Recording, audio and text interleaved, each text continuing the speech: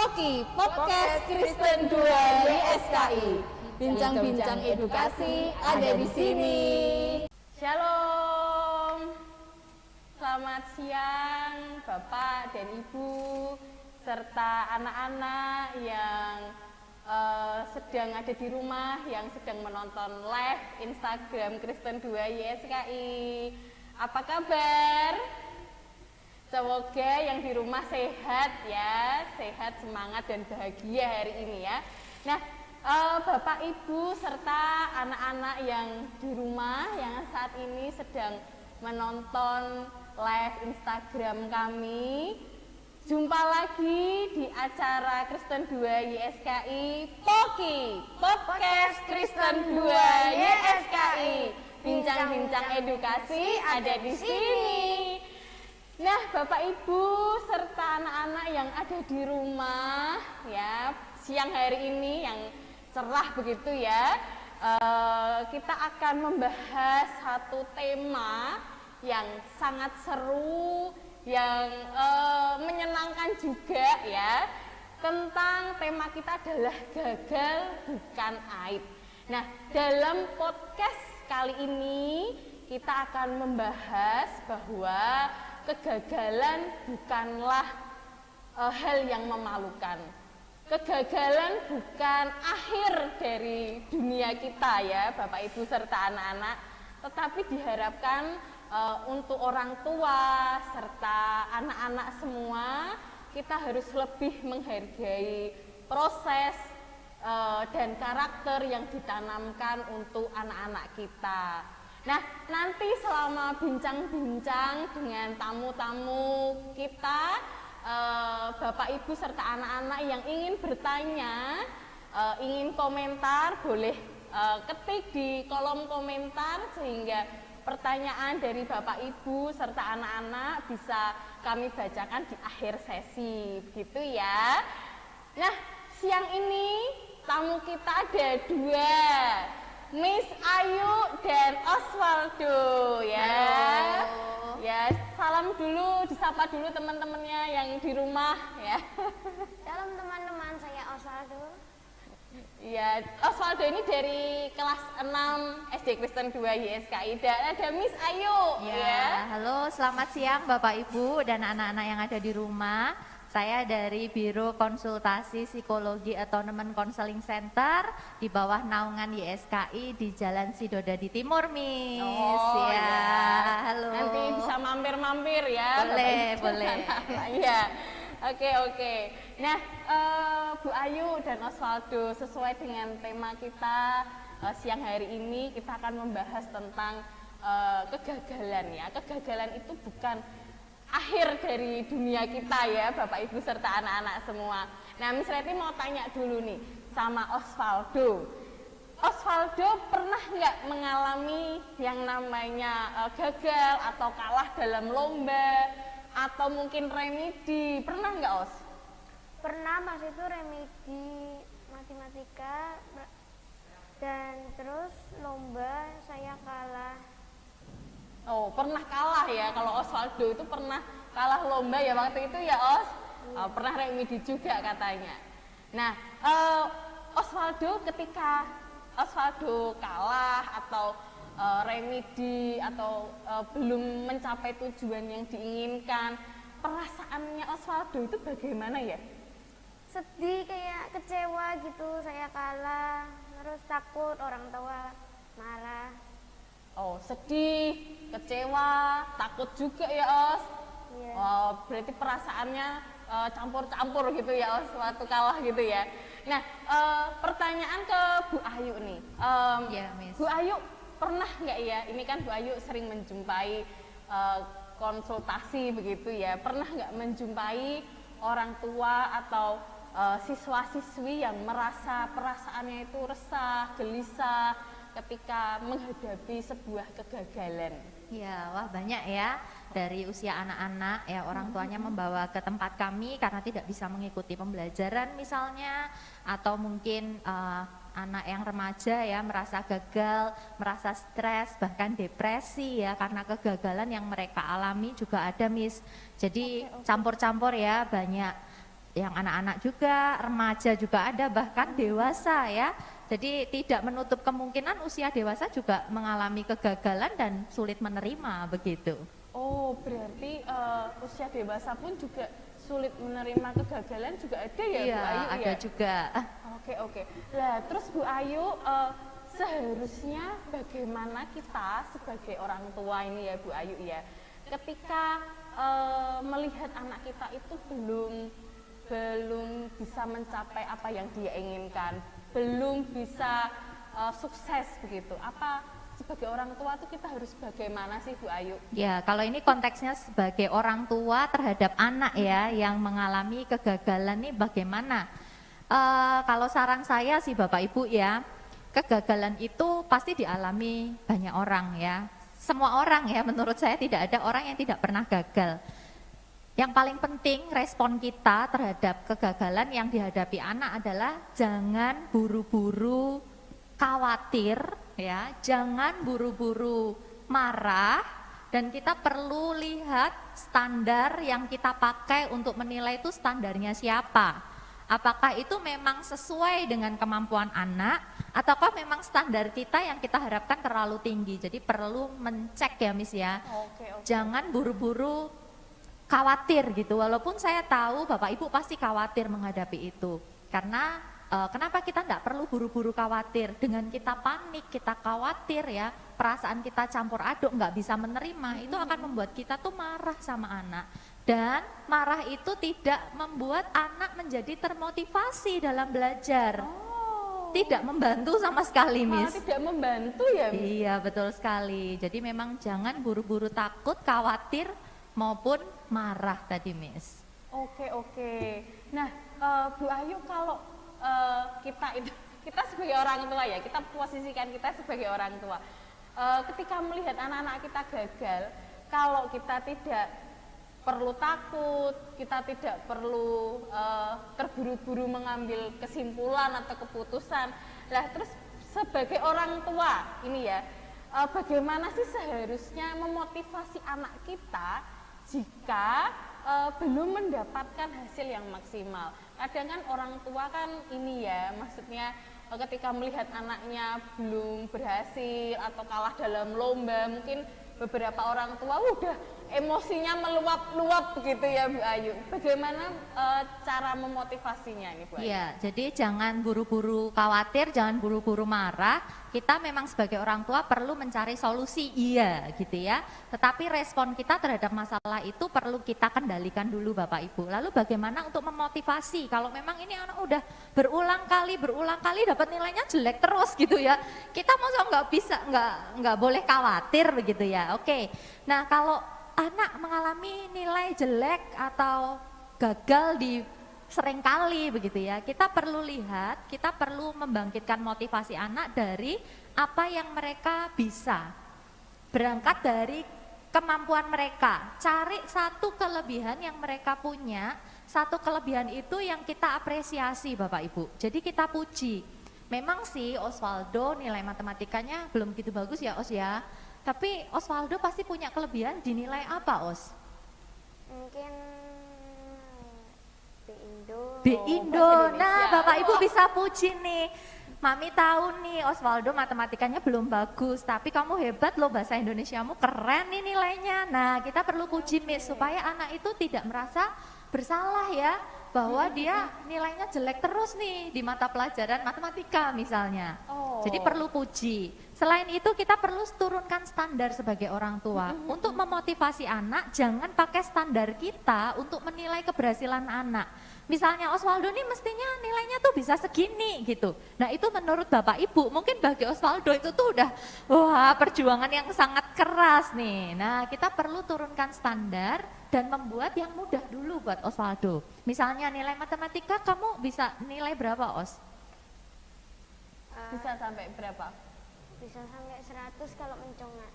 Oh 100 bisa kalau mencolok. Nah ini perlu dipuji nih Bapak Ibu nih, keren nih, walaupun pernah remedi tapi pernah dapat nilai bagus juga ya. Iya. Nah, nggak perlu dimarahi Bapak Ibu, anaknya rupanya juga tadi udah merasa sedih sendiri kalau jelek ya. Ya kecewa juga ya Bu Ayu ya. Ini berarti motivasinya udah muncul ya. Kalau belum muncul motivasinya dengan turunkan standar juga belum, kita perlu dengarkan keluhan anak.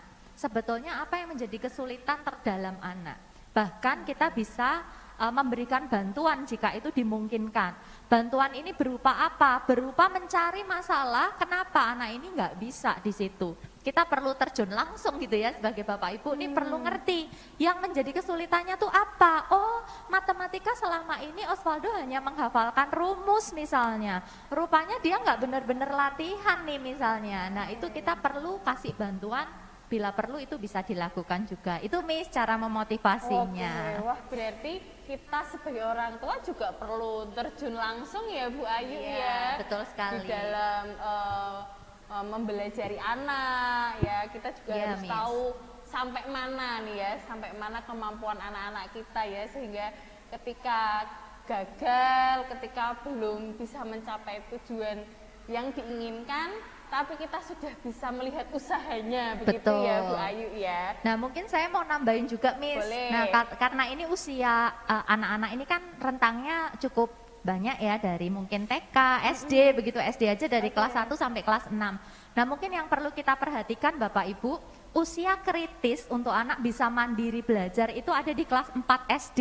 Oh, kelas 4 SD ya? Ya, jadi diharapkan pada saat usia itu anak sudah mandiri dalam belajar tanpa banyak intervensi orang tua. Jadi sekiranya perlu bantuan tadi Bapak Ibu cuman checking aja dia udah ngelakuin atau enggak gitu ya. Jadi enggak perlu kita intervensi terlalu banyak karena kita berharap usia 4 SD itu anak sudah ini ya mandiri dalam belajar begitu Jadi Miss. sekitar umur 10 tahun ya, 9-10 Ya tahun kira-kira seperti itu. Osvaldo kelas berapa tadi? Kelas 6. Nah ini mestinya udah mandiri banget nih Bapak Ibu, tinggal checking aja, udah belajar, caranya gimana, udah tahu belum? Nah kita lebih mengembangkan komunikasi seperti itu, gitu Miss. Oh, lah kalau usia kelas 1 nih, kalau dari toddler atau playgroup sampai kelas 3 gimana Bu Ayu? Ya itu kita latih untuk mereka mandiri dalam belajar, dikasih tanggung jawab yang ringan sesuai dengan usianya. Masukkan buku tugasnya, masukkan buku pelajarannya, itu sudah bisa. Sudah sadar, oh hari Senin tuh pelajaranku ini, udah ngerti. Nah tentu dengan pendampingan ya, kita belum bisa lepas banyak gitu ya. Kalau Osvaldo ini udah sangat mandiri pasti, betul ya Os? Wah hebat nih. Untuk kelas 4, 5, 6 berarti orang tua tinggal checking aja ya? Yes, berarti betul ya? sekali. Oke. Nah, Miss Epi mau tanya ke Osvaldo lagi nih. Ketika Osvaldo itu tadi bilang ya pernah kalah lomba, pernah remedi, pernah nggak ketika gagal itu dimarahi oleh mama, papa, engkong atau mak gitu? Pernah nggak? Pernah sama mama. Oh, pernah sama mama? Iya. Yang sering marah-marah mama apa papa kalau waktu gagal itu? Mama. Oh, iya. Rasanya gimana sih Os ketika Osvaldo itu dimarahi mama gitu? Khawatir, takut, ya takut, khawatir bisa. Kalau khawatir saya khawatir tidak naik kelas gitu. Oh kalau nggak naik kelas itu gimana gitu ya? Nggak lulus nanti gimana gitu ya? Oke. Nah, Bu Ayu mau tanya lagi nih. Tadi kan Osvaldo mengatakan kalau dimarahi itu rasanya takut ya, khawatir. Nah, bagaimana sih kita membangun mindset orang tua ya, kita sebagai orang tua bahwa nilai akademik itu bukan sebagai tolak ukur sekarang ini ya, bukan sebagai tolak ukur yang paling utama, tetapi ada aspek-aspek lain nih, aspek-aspek karakter, pendidikan Kristiani yang bisa diajarkan kepada anak-anak kita. Iya, saya setuju Bapak Ibu bahwa nilai akademik itu bukan satu-satunya ya, bukan satu-satunya penentu keberhasilan.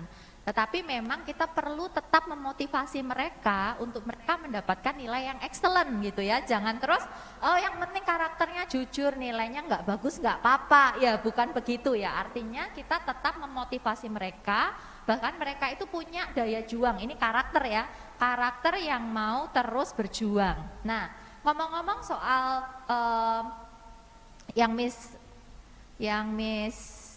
tadi tanyakan tentang membangun mindset. Nah kalau kita belajar tentang mindset itu begini Bapak Ibu, seringkali respon kita ketika melihat anak gagal adalah kita jengkel. Sebetulnya ini kita punya harapan tertentu pada anak ya. Kenapa kita jengkel, kenapa kita marah sebagai orang tua. Nah sebetulnya marah itu tidak membawa pada solusi anak akan bisa ya pada pelajaran yang dia gagal. Karena apa? Pada saat orang tua marah, Miss, ya, anak itu kan takut. Loh, sebelum dimarahi aja Osvaldo udah takut gitu ya. Takut dimarahi gitu. Itu sebelum dimarahi gitu. Nah, apalagi ketika dimarahi tambah campur aduk perasaannya. Mungkin pada saat dimarahi Osvaldo akan langsung buka buku, langsung belajar keras gitu. Sepertinya menurut Bapak Ibu itu adalah tindakan yang benar, tetapi sebetulnya Osvaldo melakukannya karena takut. Nah, rasa takut dalam melakukan sesuatu atau ketaatan terhadap kepada orang tua dengan didasari rasa takut ini nggak akan long last gitu ya. Jadi itu masalah Bapak Ibu. Anak bisa kerjasama pada saat itu, pada saat dimarahi, betul. Dia bisa kerjasama sama kita. Tetapi masalahnya anak tidak benar-benar punya kontrol diri yang bagus untuk seperti harapan Bapak Ibu belajar terus gitu ya. Nah ini juga masalah, jadi respon kita mesti punya mindset bahwa marah ini bukan solusi. Marah ini malah mengacaukan ya, mengacaukan semangat belajar anak justru. Nah ini kan jadi masalah baru, ya marah tidak memberi solusi. Lalu bagaimana kita bisa menanamkan pada diri kita bahwa nilai-nilai atau karakter ini penting. Betul sekali Bapak Ibu, kalau kita hanya berfokus pada nilai itu secara kognitif anak bagus tetapi daya juangnya lemah, ini juga tidak sedang membentuk karakter baik pada diri anak. Dia bisa menghalalkan segala cara untuk dapat nilai bagus, Miss. Ini kan malah bahaya, iya kan? Betul. Lalu bisa juga kalau nilainya Osvaldo, nilainya jelek gitu, akhirnya apa? Kertas ulangannya disimpan nih, karena takut, bener nggak? Iya. Jadi nggak jujur. Nah ini masalah baru lagi Bapak Ibu. Sehingga karakter anak yang kita pengen bentuk baik malah jadi nggak baik demi nilai. Nah, betul. Bapak Ibu perlu mengatakan seperti ini. Kalau anak nggak bisa atau nggak bagus nilainya ya, dibilangin aja gini, nggak apa-apa. Nah, jadi kata nggak apa-apa ini ngeleremin anak juga dan dia merasa walaupun aku salah, aku gagal tapi aku diterima mamaku. Ini jauh lebih melegakan dan ketika kita bilang enggak apa-apa, emosi anak ini juga turun Bapak Ibu. Iya, betul. Iya kan? Betul enggak Osvaldo? Iya. Coba kalau kamu berangkat pulang ke rumah bawa nilai jelek terus mama bilang enggak apa-apa. Besok lagi dicoba. Nah, gitu ya. pasti tenang ya, anak adem ya. Walaupun kita perlu hati-hati, kata nggak apa-apa, jangan kita pakai pada anak yang tidak termotivasi belajar gitu ya. Ini jadi masalah nanti, udah nilainya jelek, memang karena dia nggak belajar, kita bilang nggak apa-apa. Oh berarti boleh nilaiku jelek ya, jadi kita lihat situasinya. Lihat situasi juga ya Bu Ani, ya. Betul, iya gitu Tetap Miss. kita harus lihat effort anak-anak berjuang juga berarti ya. Betul, dan itu nilai karakternya. Jadi yang perlu kita bangun adalah karakter mau berjuang. Apapun hasilnya, kita mau kasih tahu ke anak-anak, mindsetnya di sini Bapak Ibu ya, mindset untuk anak itu punya daya juang itu begini. Osvaldo itu berhasil bukan karena Osvaldo ini dibandingkan sama yang lain, tapi Osvaldo berhasil itu karena Osvaldo lebih baik daripada Osvaldo yang kemarin. Nah, jadi dia lebih fair juga Bapak Ibu. Karena kalau saya bandingkan Osvaldo dengan si A, yang nilai matematikanya si A ini lebih bagus, Osvaldo pasti ngeper, ya nggak? Aku memang nggak bisa kayak dia, betul nggak?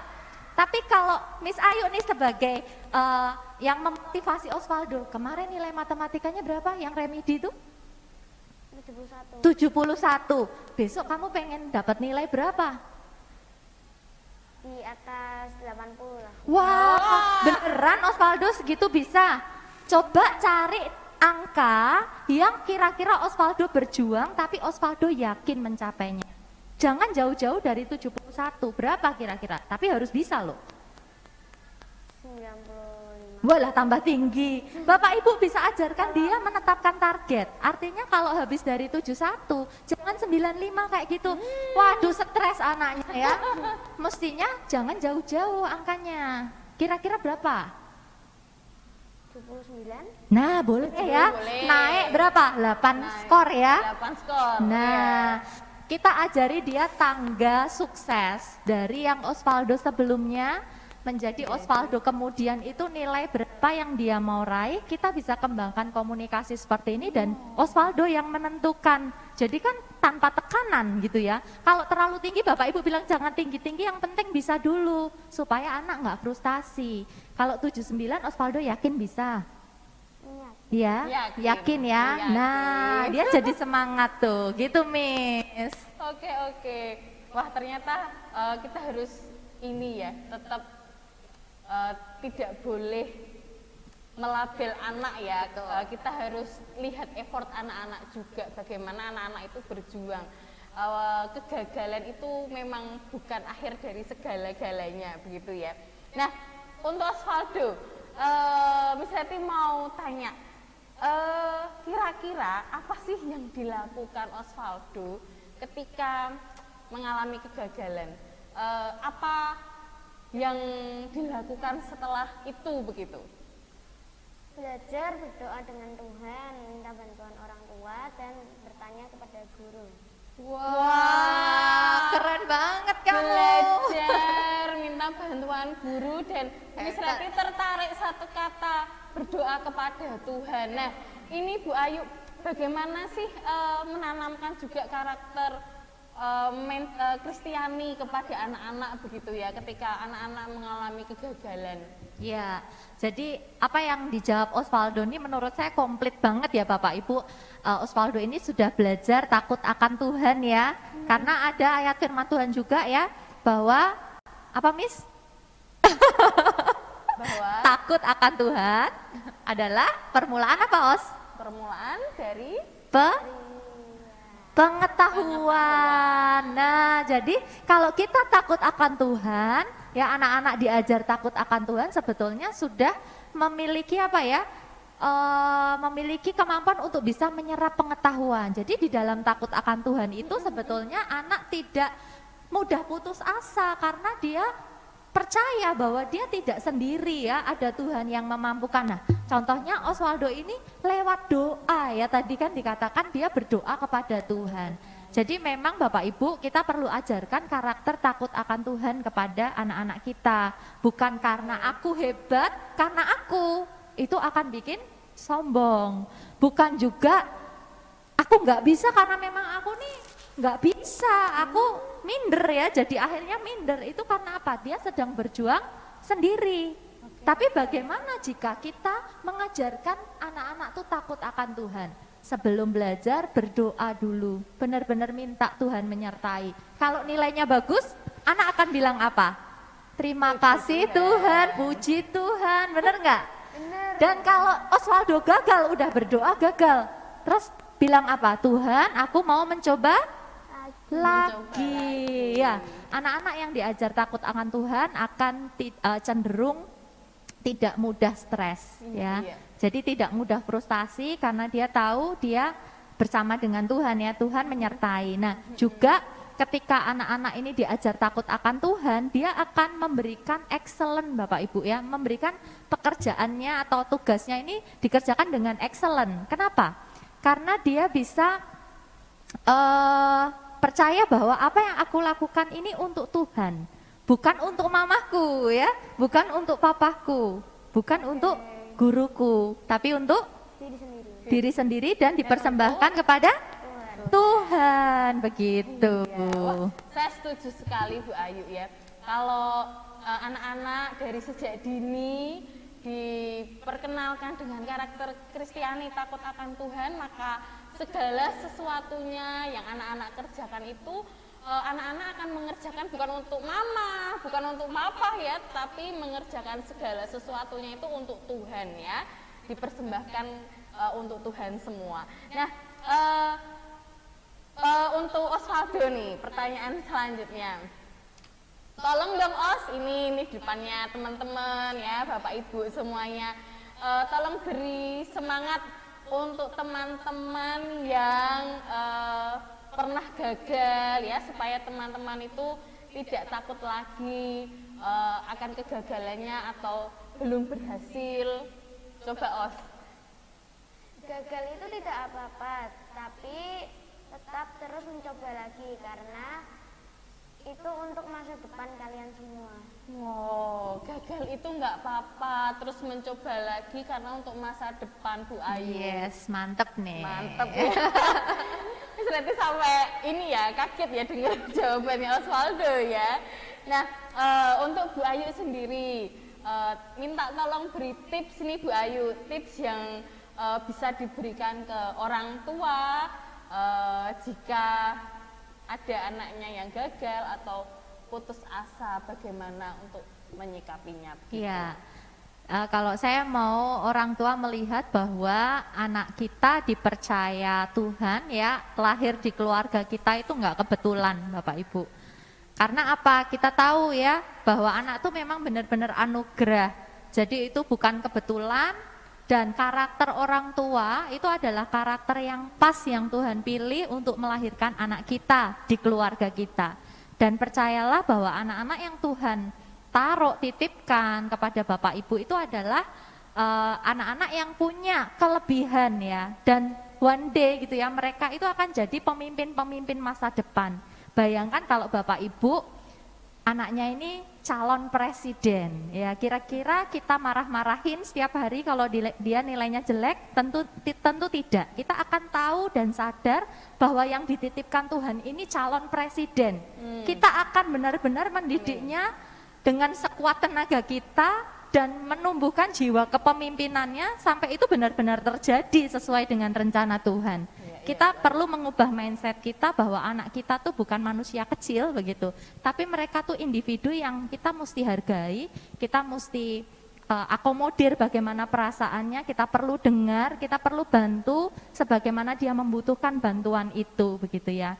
Jadi tips bagi Bapak Ibu adalah satu kata ya, kalau kita punya 3 huruf Bapak Ibu, M, A, dan U, kita akan dapat huruf M dan P sama Tuhan menjadi mampu Bapak Ibu. Jadi kalau kita mau memberikan yang terbaik buat anak kita, Tuhan pasti memampukannya. Amin. Begitu Wah, Miss. Tuhan pasti memampukan ya ketika kita mau mendidik anak-anak kita dengan baik ya. Betul Bu Ayu, sekali. Ya. Oke, Bu Ayu dan Osvaldo, terima kasih ya sudah memberikan tips, saran, berbincang-bincang dengan kami semua. Nah, ini saya baca-baca komentar dulu ya. Ini, kebetulan nih Bu Ayu ada pertanyaan. Ini dari siapa ini? Justin siapa ini ya? Justin Duck ya bertanya, ketika kita menurunkan standar kepada anak-anak, apakah yakin standar anak-anak nanti ketika berjuang itu juga akan turun, Bu Ayu? Oke, jadi khawatirnya nanti standar berjuangnya jadi turun gitu ya Bapak Ibu? Ya, jadi begini, menurunkan standar itu bukan berarti kita melegalkan anak untuk tidak berjuang. Menurunkan standar itu adalah untuk membangkitkan motivasinya. Yang penting apa Bapak Ibu? Yang penting mau dulu. Makanya Bapak Ibu perlu lihat anak-anak kita itu nilainya jelek, dia tuh mau belajar apa enggak. Masalahnya itu di situ. Ternyata anak-anak itu tuh mau belajar, dia berusaha benar-benar sungguh-sungguh, dia gagal. Bapak Ibu perlu bilang enggak apa-apa, coba lagi, betul ya. Dan kita turunkan standar itu artinya persepsi kita terhadap keberhasilan anak yang turun. kita nggak perlu sampaikan kepada anak-anak bahwa yang penting kamu bener 2 aja mama seneng, nggak perlu disampaikan Bapak Ibu. Jadi turunkan standar itu untuk kita, bukan kita yang menceritakan itu kepada anak. Yang penting tuh kamu berangkat sekolah aja, nggak dapat nilai itu nggak apa-apa nak, bukan begitu ya. Kita tidak perlu menyampaikan kepada anak, tetapi mindset kita atau yang ada dalam pemikiran kita, yang kita tuntut tidak besar begitu kepada anak. Nah dari situ ketika motivasi sudah muncul Bapak Ibu, sudah bertumbuh nih motivasinya, kita sampaikan kepada anak harus mencapai tadi, ada tangga sukses. Nah anak diajarin, dia bisa 71 padahal KKM-nya 80 misalnya, ya kita enggak perlu sebut 80, kamu bisanya berapa? 76 nih, oke 76, tapi belum KKM sebetulnya misalnya, it's okay, yang penting itu keberhasilan Osvaldo sendiri, yang dia tentukan, yang dia yakin dia bisa. Ketika dia bisa 76, seneng enggak? Seneng. Berhasil, karena menurut dia itu berhasil, karena sesuai targetnya. Setelah itu kita tingkatkan lagi, kita naikkan lagi jadi misalnya 80. Ya, perlahan. Betul sekali. Jadi pelan-pelan sampai anak tuh merasa bahwa aku ternyata bisa dengan standar yang tadi mudah ya, mudah di awal. Lama-lama meningkat, dia akan ketagihan melakukan lagi dan melakukan lagi. Karena dia yakin bisa, Miss, gitu. Oke. Berarti tidak mematahkan semangat anak ya, Bu Ayu ya. Oke, terima kasih untuk pertanyaannya. Nah, Bapak Ibu semua ya, sesuai dengan bincang-bincang kami dengan Bu Ayu, dengan Osvaldo, kita lebih menghargai proses yang sedang berlangsung untuk anak-anak kita ya. Nah, sama seperti di SD Kristen 2 kali ini ya Bapak Ibu, mulai dari Playhouse Bu Ayu ya, dari Playhouse ditanamkan karakter-karakter spesial dan karakter-karakter Kristiani ya, ada spiritual, ada passionate, ada enthusiastic, ada caring, ada integrity, ada adaptif dan ada leader. Itu karakter yang selalu dibangun SD Kristen 2 untuk anak-anak kita di tempat ini dari Playhouse ya Bu Ayu ya. Nah di SD Kristen 2 juga ini Bu Ayu dan Bapak Ibu serta anak-anak semua juga sudah kita gunakan future school ya untuk mendampingi anak-anak ya. Jadi dengan gadget gawe yang mereka punya ya, jadi anak-anak lebih bisa berkreasi di dalam pembelajaran ya. Apalagi kalau yang sudah kelas besar, mereka sudah menggunakan gaya mereka nggak perlu pakai bawa modul gitu ya Bu Ayu ya. Jadi SD Kristen 2 pun memfasilitasi juga tab, Chromebook dan lain sebagainya untuk anak-anak yang ada di sekolah ini. Nah, Bapak Ibu dan anak-anak SD Kristen 2 yang sudah menonton Instagram Live Kristen 2 YSKI, terima kasih sudah menonton, terima kasih Bu Ayu. Terima kasih Miss. Terima kasih Bapak Ibu ya. Dan berkati. Tetap jangan lupa di like Instagram kami di Kristen 2 YSKI dan subscribe YouTube Kristen 2 YSKI di Kristen 2 Official. Nah, Bapak dan Ibu, kegagalan bukanlah aib ya. Kegagalan ibarat tanda koma dalam sebuah kalimat yang harus dilanjutkan. Saat kamu mencoba bangkit dari kegagalan, kamu sudah memiliki modal untuk menjadi sukses dan mental serta kepercayaan diri yang lebih kuat. Jangan takut gagal, terus melangkah. Salam sehat. Sampai ketemu di kesempatan yang akan datang. Salam Poki, Podcast Kristen 2 YSKI. Bincang-bincang edukasi ada di sini. Bye. Goodbye. Tuhan memberkati.